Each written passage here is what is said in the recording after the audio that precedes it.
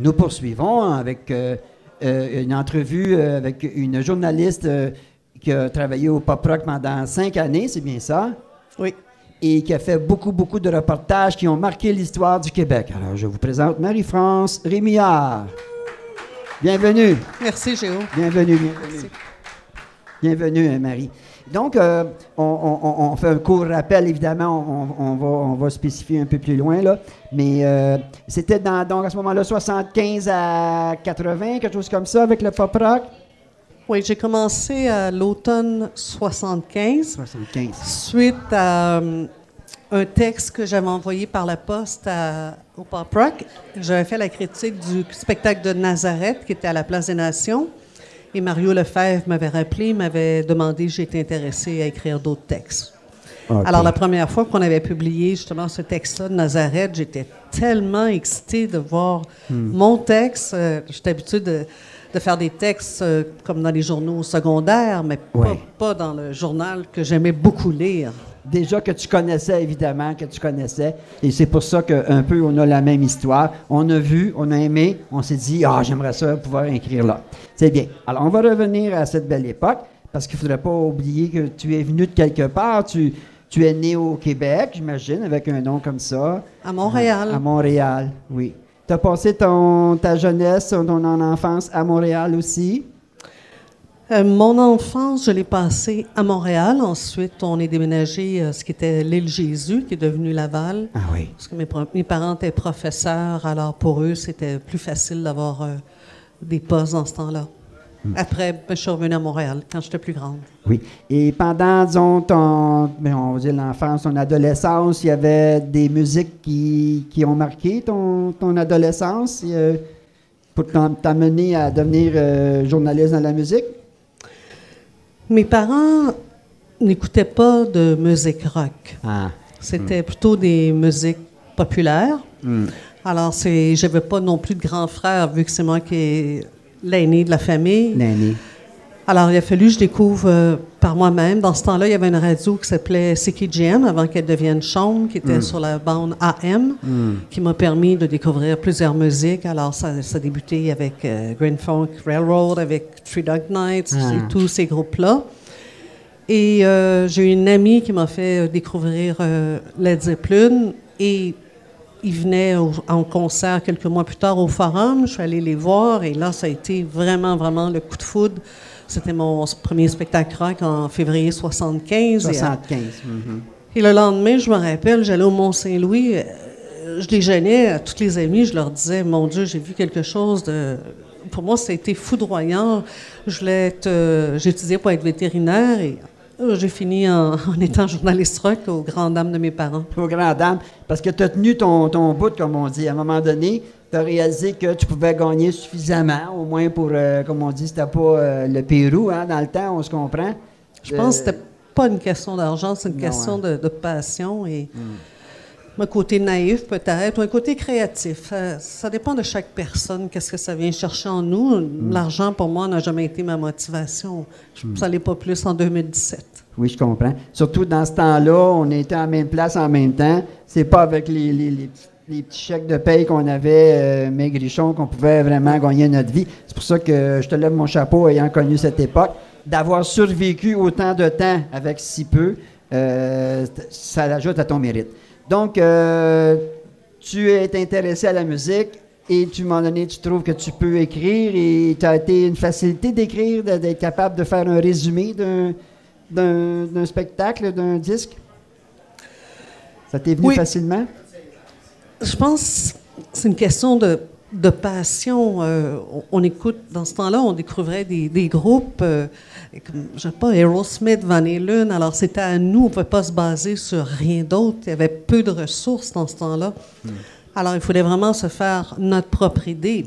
Alors, je pense que ça l'aidait beaucoup d'exprimer nos émotions, de comment on ressent la musique. Et des comparaisons, pour moi, il y en avait peu. Là. Maintenant, on peut dire, oui, il y a quelqu'un qui joue la guitare comme Van Halen ou d'autres musiciens, mais il me semble que autant que j'étais, je pouvais pas dire Van Halen, c'était Eddie Van Halen et c'était extraordinaire. Mm-hmm. Les points de comparaison étaient moins nombreux. Oui. Et donc, à ce moment-là, tu arrives au journal Pop Rock en 75. Tu as quel âge à ce moment-là? Donc, j'ai je pense, j'ai 17 ans.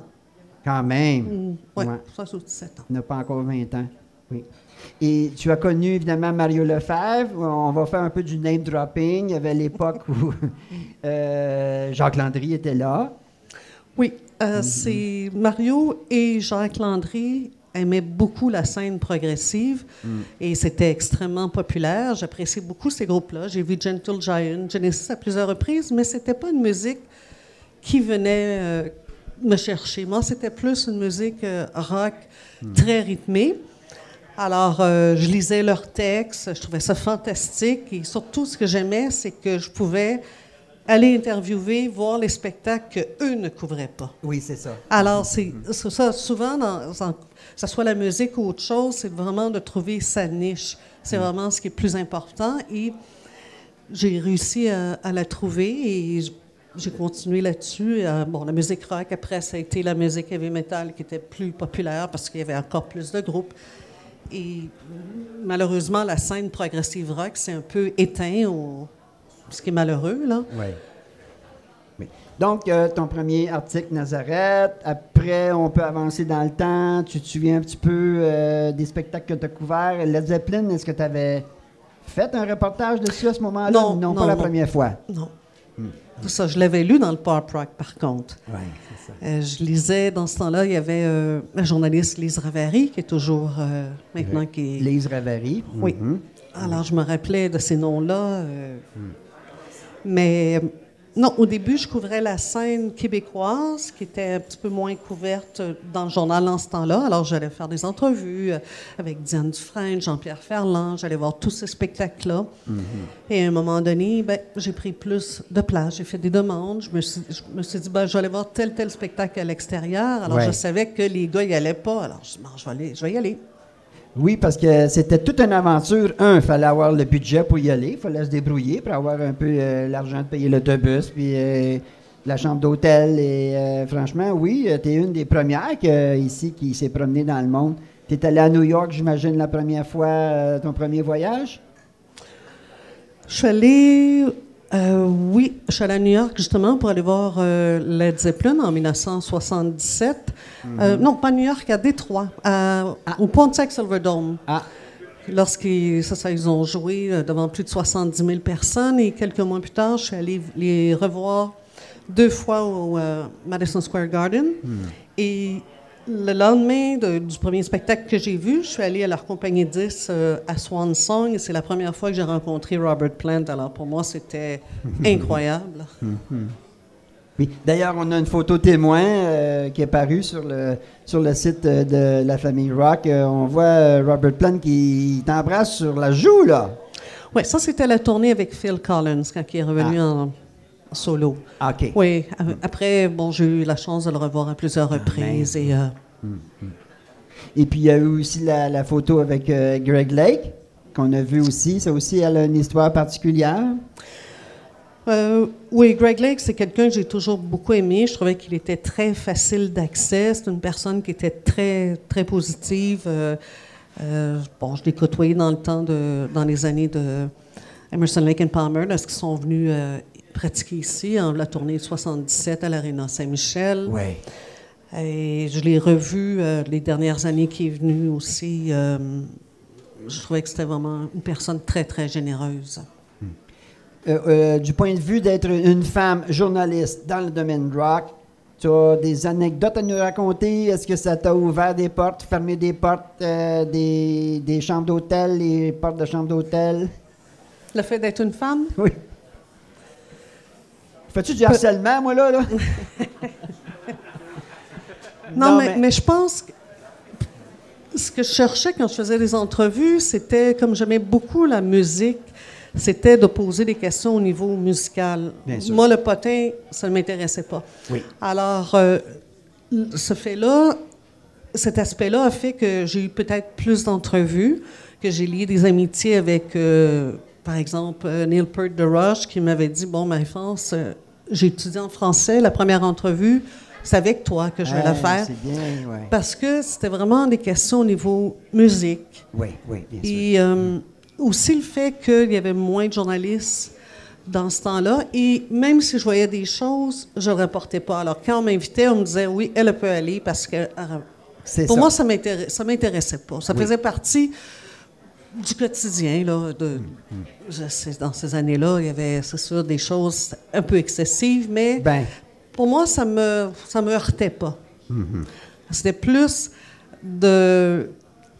Comme chaque album, il y avait une tournée, de voir l'évolution du groupe, ou c'était le contraire des groupes, comme j'ai vu Aerosmith, que pendant des années, ça en a été, ou d'autres groupes Rush, que je les voyais au début en première partie, après tu les vois en vedette, ou des groupes comme Cheap Trick, que je suis allée en tournée avec eux autres. C'était vraiment ça, c'est comme un défi.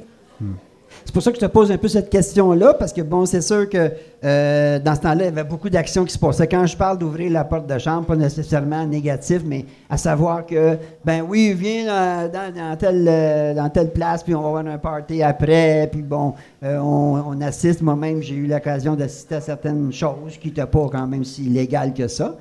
Mais j'imagine qu'être une fille dans un monde de gars, peut-être que tu as eu l'occasion d'être plus proche. As-tu des anecdotes à nous raconter? Des anecdotes, c'est certain qu'il y en a toujours, mais il faudrait que tu me demandes, comme, je sais pas, as-tu un groupe favori? Vu que sur Robert Plant, on en a déjà parlé, comme Kiss, tiens. Qu'est-ce que tu aimerais savoir? Kiss, est-ce qu'il restait maquillé et habillé jusqu'à 3 heures du matin ou... Ou s'ils se déshabillaient tout de suite après le show? Non, c'était quand même... c'est sûr qu'il y a eu des années très, très folles. Ouais. Mais le pire, c'était peut-être Ace Frehley, mais c'était lui que je trouvais le plus sympathique parce qu'on sortait. Mais c'était, par contre, par rapport au gérant de tournée, un musicien qui était difficile parce qu'on ne savait jamais à quelle heure on allait rentrer et s'il allait jouer le lendemain. Tandis que les autres restaient à l'hôtel, on savait à quelle heure qu'elle allait se coucher, à quelle heure qu'elle rentrait. Mais je me rappelle un spectacle, c'est près, je pense que c'est Dynasty. Je suis partie avec Paul et Ace Frehley. Dans ce temps-là, Ace aimait beaucoup Wonder Woman, Linda Carter. Puis là, il a ouvert la télé et c'était pas elle. Alors là, il a pris le téléviseur, il voulait le lancer. Puis le tour manager, non, fais pas ça. Tu sais, il partait un peu de ce genre-là. Mais c'est ça, ils sont toujours entourés. Les autres, c'est ça, comme Paul, il y avait toujours des femmes avec lui. Alors c'est ça, on était certain qu'elle allait rester à l'hôtel. Vois-tu, c'est déjà sans être trop indiscrète. Là, on se comprend. On a une vie de journaliste qu'on est là pour la vraie affaire et non le patinage, parce qu'aujourd'hui, le patinage est pire que jamais. Là. Oui, malheureusement, c'est ça. Et c'est ça, je disais plusieurs personnes, c'est que il faut suivre maintenant des journalistes ou des journaux qu'on aime vraiment, parce que c'est difficile de... Des gens recopient aussi beaucoup des textes et la plupart du temps, les journalistes ne rencontrent même plus les artistes. C'est qu'ils reprennent des photos, ils reprennent des textes. Nous, on a eu la chance de rencontrer vraiment les musiciens. Ça se faisait encore. Hein? Oui. Et dernièrement, les dernières années, on a quand même un peu repris contact. Je sais que tu as voyagé, tu es allé à Londres voir... l'exposition de Mortal Object, là, je me trompe? The Mortal Remains, oui. Mortal Remains, oui, c'est ça. Oui, j'aime beaucoup ce type d'expo-là. Tu as eu les Stones, tu as eu celle de Bowie, tu as eu celle de Pink Floyd. Oui, c'est intéressant. ABBA, c'est intéressant. Oui, je continue à suivre plusieurs groupes. J'aime beaucoup aller à l'extérieur. Oui. Et il y en a aussi que je travaille encore avec eux, comme Kiss, j'ai encore un lien. Quand je les ai invités à Tout le monde en parle, ils sont venus. Je ne sais pas, des musiciens comme Peter Frampton, comme Bon Jovi. Alors, je continue et je fais aussi le marketing pour une artiste qui est Musique du Monde. Et jusqu'à maintenant, on a eu trois Grammys et ça nous fait, on enregistrait avec Bono, avec Santana. Et, alors, il y a quand même encore un lien avec la musique. Oui, donc tu as quand même toujours un travail à part, hein? Oui. Oui. On peut savoir, on s'achemine tranquillement vers la fin, mais tu vas revenir, c'est sûr qu'on tu vas être une de nos fidèles personnes présentes. Mais qu'est-ce qui t'occupe de ce temps-là aussi, là? Es-tu sur le bord de la retraite? Parce que nous, moi, je suis comme souvenir qu'on a une dizaine, moi j'ai 70 ans. Oui. Puis tu étais plus jeune que moi. Hein? Oui, l'année prochaine, je vais avoir 60 ans, mais dans ma tête, j'aimerais ça peut-être des fois être plus vieille pour m'empêcher d'acheter des billets de spectacle qui sont tellement dispendieux. Mais j'imagine que ça va être encore voyager, aller voir des spectacles. Ouais. Tu n'es pas sur le bord d'une retraite d'une manière ou d'une autre. Là. Tu vas continuer à t'intéresser.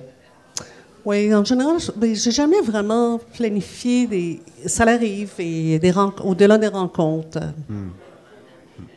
Bon, ben d'accord. Alors, merci beaucoup d'être venu. Merci. Alors, on accueille, on donne une bonne main à Marie-France Rémillard. Merci beaucoup encore.